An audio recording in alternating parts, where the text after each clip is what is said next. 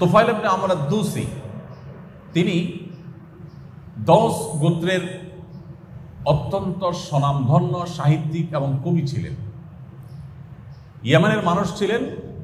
Yemen শুধু নয়, তখনকার আরব বিশ্বে, বিশেষ করে মক্কায় অনেক বড় বড় নেতা এবং সাহিত্যিকদের কাছে তিনি অত্যন্ত পপুলার এবং জনপ্রিয় একজন সাহিত্যিক ছিলেন, গবেষক ছিলেন।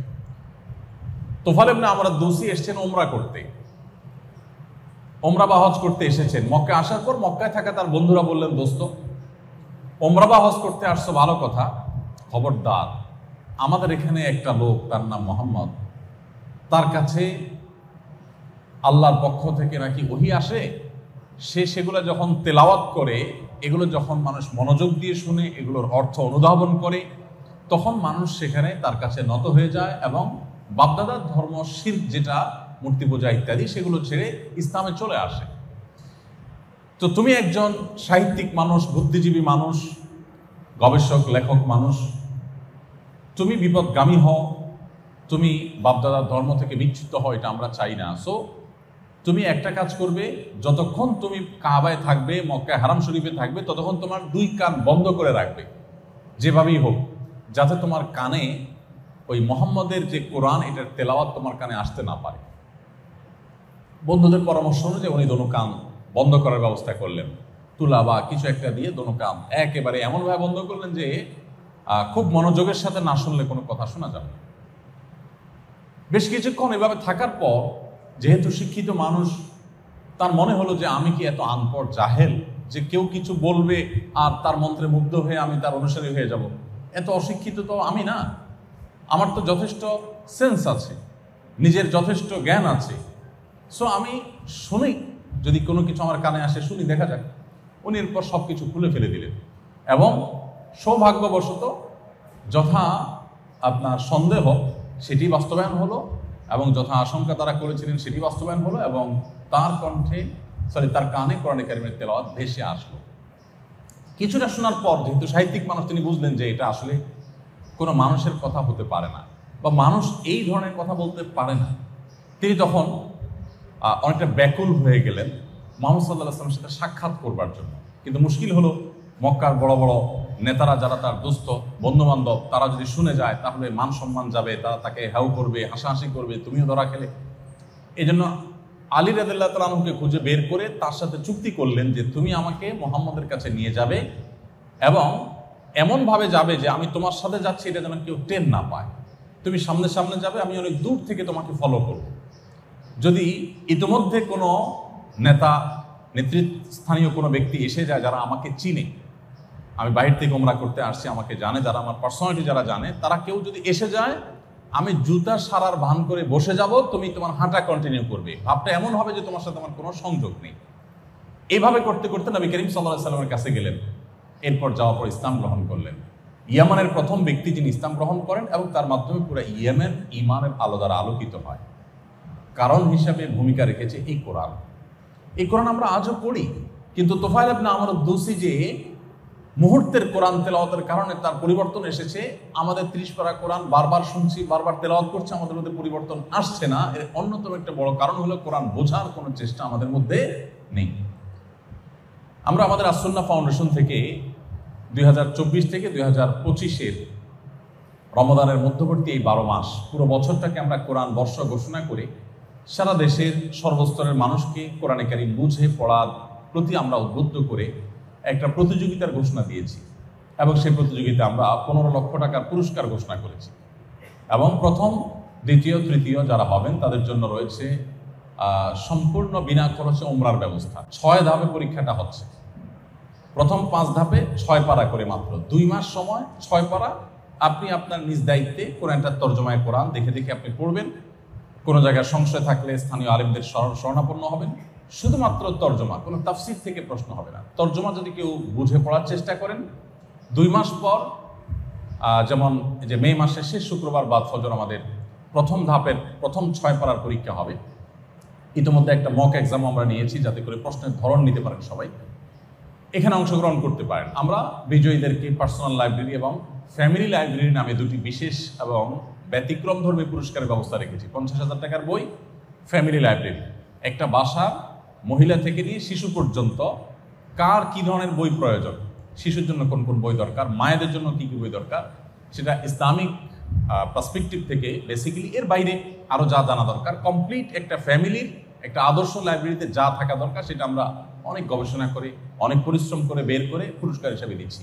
কারণ গতানুগতিক যে পুরস্কার আছে এর বাইরে আমরা এমন কিছু দিতে চাচ্ছি যে পুরো ফ্যামিলিকে আলোকিত করবে। যাই হোক, তো আপনাদেরকে আমি উদাত্ত আহ্বান করবো যে কোরআন জানবার যে প্রয়োজনীয়তা আছে আমাদের ঈমানকে বৃদ্ধি করবার জন্য, সেই প্রয়োজনীয়তা পূরণ করার একটা সুবর্ণ সুযোগ এটি।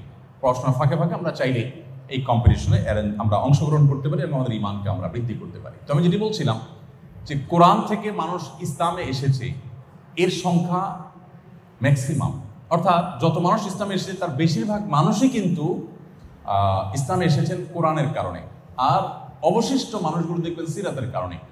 আপনি মদিনাতে মক্কায় যারা ইসলাম গ্রহণ করেছেন, এই যে লক্ষাধিক সাহাবী ইসলাম গ্রহণ করেছেন, তাদের জীবনে যদি আপনি স্টাডি করেন আপনি দেখবেন যে বেশিরভাগ মানুষ ইসলাম গ্রহণ করেছেন প্রিয় নবী সাল্লাল্লাহু আলাইহি সাল্লামের ব্যক্তিত্বে মুগ্ধ হয়ে। এবং একজন বন্দী মদিনার এক খুঁটির সাথে তাকে বেঁধে রাখা হয়েছিল, একটি গোত্র নেতা, গোত্রের প্রধান ছিলেন তিনি। ঘটনা আপনারা অনেকে পড়েছেন বিভিন্ন বই পুস্তকে। নবী করিম সাল্লাল্লাহু আলাইহি সাল্লাম ওই বন্দীর কাছে এসে তার সাথে কুশল বিনিময় করলেন, তুমি কেমন আছো কি। লোকটি বেশ ক্রুদ্ধ হয়ে নবী সাল্লাল্লাহু আলাইহি সাল্লামের সাথে একরকম অসৌজন্যমূলক জবাব দিলেন, কথাবার্তা বললেন। নবী সাল্লাল্লাহু আলাইহি সাল্লাম খুব ধৈর্যের পাহাড় ছিলেন। তার জীবনে এত ঘাত প্রতিঘাত এসেছে যে জন্মের আগে থেকে জীবনে চ্যালেঞ্জ শুরু হয়েছে, জন্মের আগে থেকে, দুনিয়ায় আসার আগে থেকে চ্যালেঞ্জের শুরু। তিনি যখন মাতৃগর্ভে তখনই বাবাকে হারিয়েছেন, চ্যালেঞ্জ সেখান থেকে শুরু। এরপরে জন্মের পরপর যখন এখনো তার শৈশব পার করতে পারেন নাই, তখনই তার মাকে হারালেন। এরপর যখন কৈশোরে পা দিলেন, মোটামুটি একটু বুঝতে শিখলেন, তার একমাত্র আশ্রয়ের জায়গা ছিল দাদা আব্দুল মুত্তালিব, তাকেও হারালেন।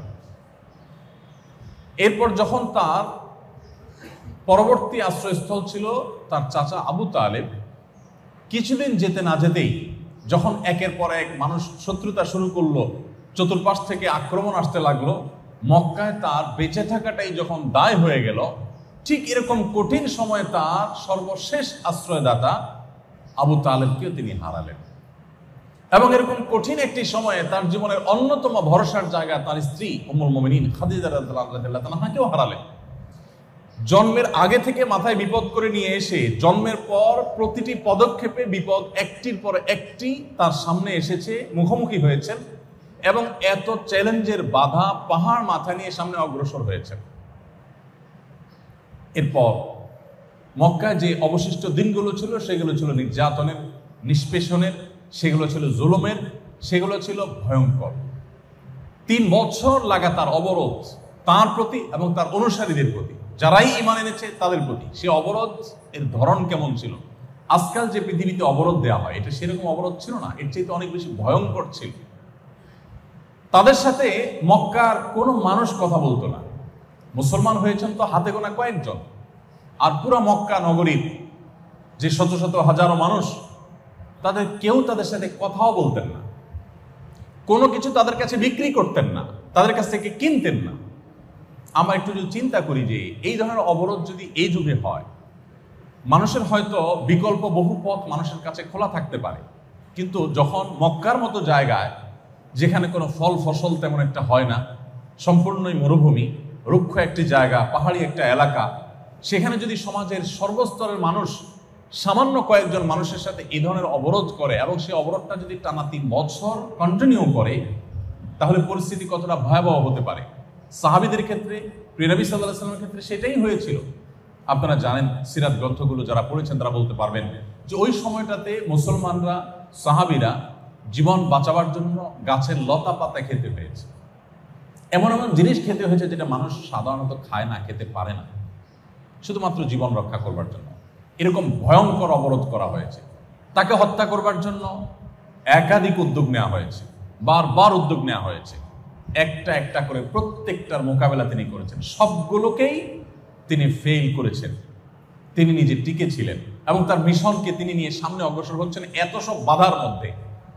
এরপর একটা পর্যায়ে বাধা এমন পর্যায়ে চলে গেল যে মক্কায় তিনি আর থাকতে পারলেন না, তাকে হিজরত করে চলে যেতে হলো মদিনায়। মদিনায় যে পরদেশে প্রবাসে ভিন দেশে গিয়ে যে শান্তিতে থাকবেন সে সুযোগও ছিল না। সেখানে যাওয়ার পর মক্কা থেকে যারা তাকে নিজের মাতৃভূমি থেকে বিতাড়িত করে ছেড়েছে, তারাই কিন্তু প্রিয় নবী সাল্লাল্লাহু আলাইহি সাল্লামের প্রতি নানাভাবে ষড়যন্ত্র, যুদ্ধ, এগুলো একটার পর একটা চাপিয়ে দিয়েছে। আপনারা জানেন বদর হয়েছে, উহুদ হয়েছে, খন্দক হয়েছে, বড় বড় যুদ্ধ হয়েছে, সর্বগ্রাসী আক্রমণ হয়েছে, মদিনাকে ঘিরে ফেলার চেষ্টা করা হয়েছে।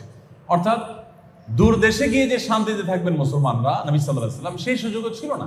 পদে পদে চ্যালেঞ্জ ছিল এবং বাধা ছিল, এবং সেটা একমুখী বাধা নয়, বহুমুখী বাধা।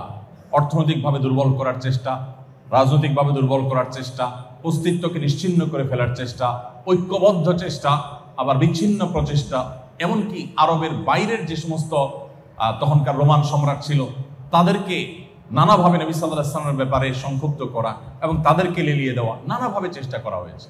অবাক করা বিষয় হলো, একটা মানুষের জন্মের আগে থেকে এত বাধা, এরপর জন্মের পর একটার পর একটা বাধা পাহাড় ডিঙ্গিয়ে তিনি চূড়ান্তভাবে তার মিশনকে সাকসেস করে আকাশে তুলে রেখে তারপর দুনিয়া থেকে চলে গেছেন। কত বছরের ব্যবধানে? আমরা যদি মদিনার জীবনটাকে শুধু কাউন্ট করি, যে নিজে স্বাধীনভাবে কাজ করার সুযোগ বাধা সত্ত্বেও যেটুকু পেয়েছেন সেটুকু মদিনায় পেয়েছেন, আর সেটি ছিল 10 বছর। 10 বছরে পুরো পৃথিবীর পট পরিবর্তন করে দিয়েছেন, পৃথিবীর ইতিহাসের গতিপথ সম্পূর্ণ চেঞ্জ করে দিয়ে দুনিয়া থেকে চলে গেছেন। তার পথে কোনো গোলাপ বেছানো ছিল না, প্রতিটা পদে পদে কাঁটা ছিল।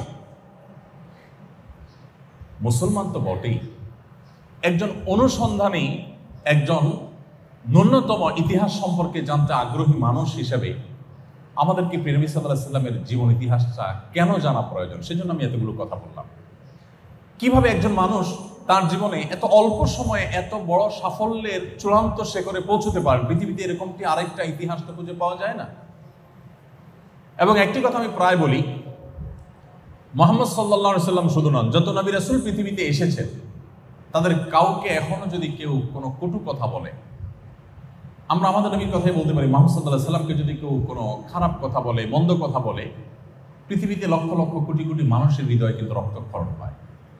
মানুষ সত্যিই কষ্ট অনুভব করে, কষ্ট পায়। 1400 বছর আগে তো দূরের কথা, 500 বছর আগে চলে গেছেন পৃথিবী থেকে, এমন কোনো ক্ষমতাধর রাজা কিংবা জনপ্রিয় কোনো ব্যক্তিত্ব কিংবা কোনো ভালো মানুষ আপনি দেখাতে পারবেন না, যে লোকটাকে ঢাকার গুলিস্তানের মোড়ে দাঁড়িয়ে তার 14 গোষ্ঠী ধরে যদি কেউ গালিগালাজ করে বা নিন্দামন্দ করে বা তাকে খারাপ কথা বলে, তাহলে একজন মানুষও বলবে যে আমি হৃদয়ে কষ্ট অনুভব করছি। একটা মানুষ আপনি হয়তো পাবেন না।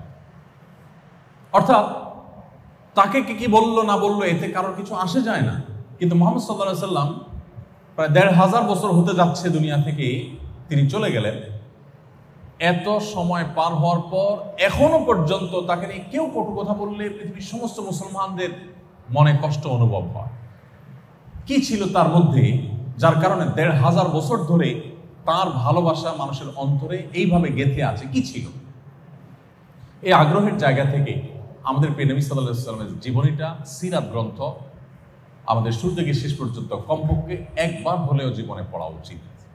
আমি কথা বলছিলাম ঈমান প্রসঙ্গে, যে আমাদের ঈমানকে যদি আমরা নবায়ন করতে চাই, শক্তিশালী করতে চাই, ঈমানকে যদি আমরা পরিচর্যা করতে চাই, আমি যদি শুনে শুনে মুসলমান না হয়ে বুঝে শুনে মুসলমান হতে চাই, তাহলে আমাকে কোরআন পড়তে হবে বুঝে, এবং সিরাত পাঠ করতে হবে নবী সাল্লাল্লাহু আলাইহি ওয়াসাল্লামের। এই দুটি, এর কোনো বিকল্প পথ কিন্তু নেই।